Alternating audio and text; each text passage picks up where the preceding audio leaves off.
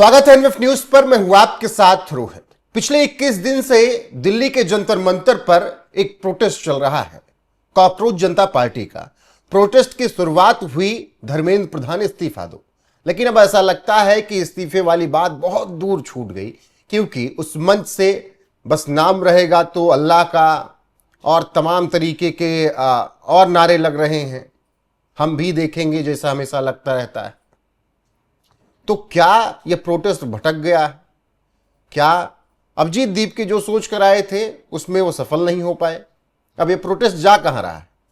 मेरे साथ इस वक्त राजनीतिक समीक्षक वेद शर्मा जी हैं, उनसे ही जानने की कोशिश करेंगे। बहुत बहुत स्वागत है वेद जी आपका एनएफ न्यूज पर। धन्यवाद रोहित जी। नीट का पेपर भी हो गया, प्रधान जी का इस्तीफा भी ये लोग अब भूल गए, ऐसा लग रहा है कि नहीं चाहिए। मंच से क्या क्या सुनने को मिल रहा है? कौन सा प्रोटेस्ट चल रहा है? देखिए, एक कहावत आजकल इस प्रोटेस्ट लाइन में बड़ी जोर से चल रही है, जहां टेंट वहां सलीम यादव प्रेजेंट। तो आपने देखा होगा उस टेंट में प्रकाश राज, अरुंधति रॉय से लेकर पूरा लेफ्टिस्ट गैंग वहां पे जो है हाईजैक कर चुका है। और मैं आपके माध्यम से देश की जनता को एक चीज बहुत स्पष्टता के साथ बता देना चाहता हूं। ये जो प्रोटेस्ट है, जो ये अभिजीत दीप के है, इसका कोई ना नीट से लेना देना था ना कुछ था। अब आप सोचिए कि सुप्रीम कोर्ट के एक जज ने एक कॉन्वर्सेशन में किसी कॉन्टेक्स्ट में कॉकरोच शब्द का प्रयोग किया, उसका तो सरकार से कोई लेना देना नहीं था। उन्होंने उसका एक बहाना बना के कॉकरोच जनता पार्टी अमेरिका में रहकर इंस्टाग्राम पर एक पेज बनाया, उसके ऊपर वोट खरीदे गए और उसके बाद रातों रात जो है अभिजीत दीपके को हीरो बनाया गया। और उसके बाद वो आए, और अभिजीत दीपके कौन है? अरविंद केजरीवाल के पुराने बहुत खास व्यक्ति रहे हैं। और आपने उन दिनों अरविंद केजरीवाल की भाषा भी सुनी होगी कि कैसे जो है देश के जेनजियो को सड़क पे आना होगा, नेपाल बनाना होगा, ये बनाना होगा, बांग्लादेश बनाना होगा। तो ये जो पूरा का पूरा इकोसिस्टम है, जो नरेंद्र मोदी से इलेक्टोरल पर नहीं लड़ पा रहा है, जो नरेंद्र मोदी से विषयों पर, मुद्दों पर नहीं लड़ पा रहा है, तो वो जो है अब ऐसे प्रॉक्सीज के सहारे लड़ने की कोशिश कर रहा है। तो ये पूरा का पूरा आंदोलन नीट के लिए नहीं है, ये पूरा का पूरा आंदोलन धर्मेंद्र प्रधान के लिए नहीं है। क्योंकि वहां पर क्या नारे लग रहे हैं? मेरी जेंडर मेरी मर्जी, मेरे कपड़े मेरी मर्जी। अरे भाई, तुम्हारे जेंडर को लेकर, तुम्हारे कपड़े को लेकर कौन क्या बोल रहा है? भाई, इस देश में कौन सी ऐसी इमरजेंसी हो गई? नहीं, नारे तो तमाम लग रहे हैं। प्रकाश राज ने तो एक तरीके से चैलेंज देते हुए या धमकाते हुए उसमें कहा कि जिस हथियार से आए उसी हथियार से इन्हें सत्ता से नीचे उतार फेंकेंगे हम लोग, मतलब सोशल मीडिया से। देखिए, प्रकाश राज की औकात क्या है वो पूरी देश की जनता जानती है। ठीक है, वो एक कलाकार हैं, देश की जनता ने उनके कला को बहुत सराहा है। पर जब एक कलाकार अति महत्वाकांक्षी हो जाता है, जब एक कलाकार बायस हो जाता है, तो उसके साथ क्या होता है, उसका बहुत बड़ा उदाहरण प्रकाश राज हैं। प्रकाश राज ने आई गेस चुनावों में भी हाथ आजमाने की कोशिश करी थी। और प्रकाश राज जैसे वो तमाम एक लेफ्टिस्ट माइंडसेट के लोगों को ये समझ लेना चाहिए कि जब तक आप एक अपने समाज में, देश के अंदर वो एक विजन नहीं दे सकते, आपका नैरेटिव हमेशा मुंह की खाता रहेगा।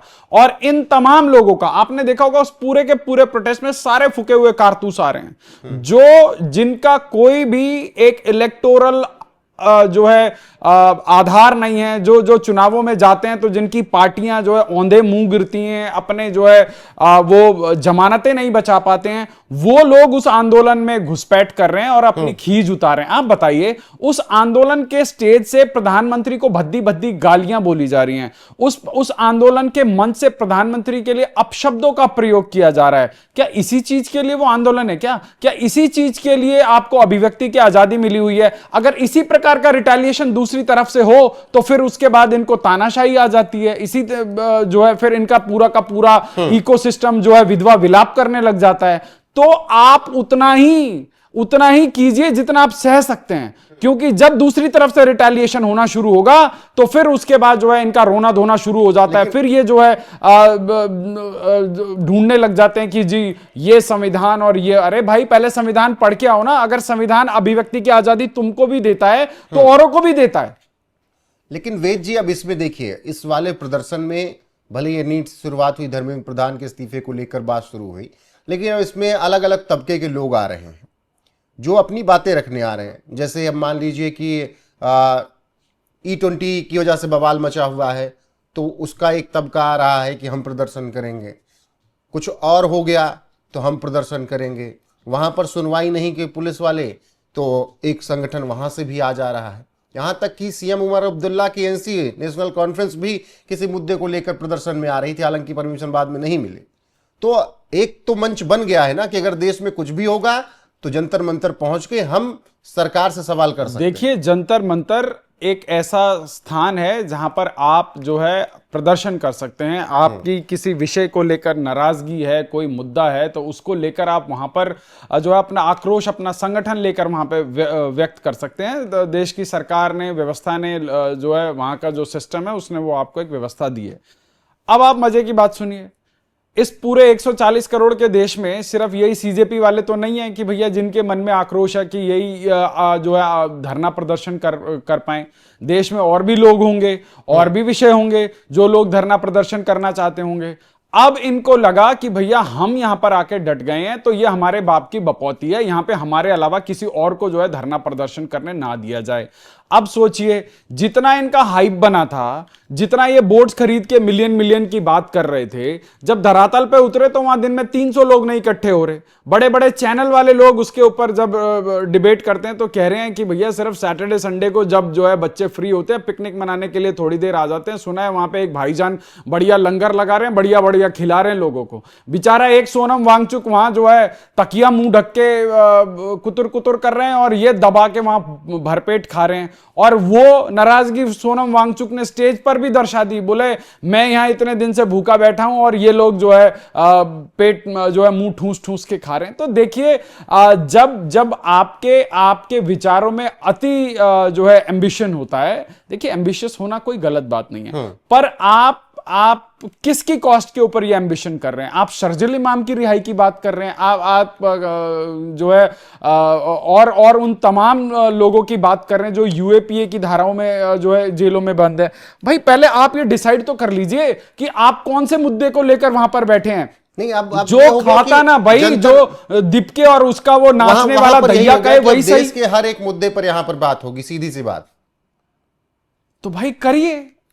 एक बात बताइए, क्या इस 140 करोड़ के देश में क्या 300 लोगों का रिप्रेजेंटेशन जो वहां बैठा है, जो कुछ वहां पे नाच रहा है, कोई वहां पुशअप लगा रहा है, कोई वहां कुछ कर रहा है, कोई ढफली बजा रहा है, क्या वो डिसाइड करेंगे इस देश का फेट? या इस देश का फेट जो देश की संसद है वो तय करेगी? अरे आप सिस्टमैटिक तरीके से आइए ना। आपके पीछे कोई जनाधार नहीं है, कोई जनादेश नहीं है। हाँ, आप कहीं से संचालित हैं, आप उन लोगों के जो है एजेंडे को वहां पर जो है लेकर आए हुए हैं, और उसके बाद आपको जो है वहां पे कुछ यूट्यूबर्स का, कुछ इन्फ्लुएंसर्स का, कुछ मेन स्ट्रीम मीडिया का जो है वहां पे अटेंशन मिल रहा है, और कुछ लोग व्यूज के लिए आ रहे हैं, कुछ लोग किसी और चीज के लिए आ रहे हैं। कुल मिलाकर 21 दिन हो चले हैं, और 21 दिन के इस प्रदर्शन में आपने तमाम मुद्दों की चर्चा होती हुई देखी, उसके साथ ही तमाम ऐसे चेहरे देखे जो कभी कश्मीर को अलग करने की बात करते हैं, तो कभी देश में और तमाम ऐसी चीजें बोलते हैं जो देश के खिलाफ जाती हैं। नाम रहेगा अल्लाह का, ये बात कह दी गई है।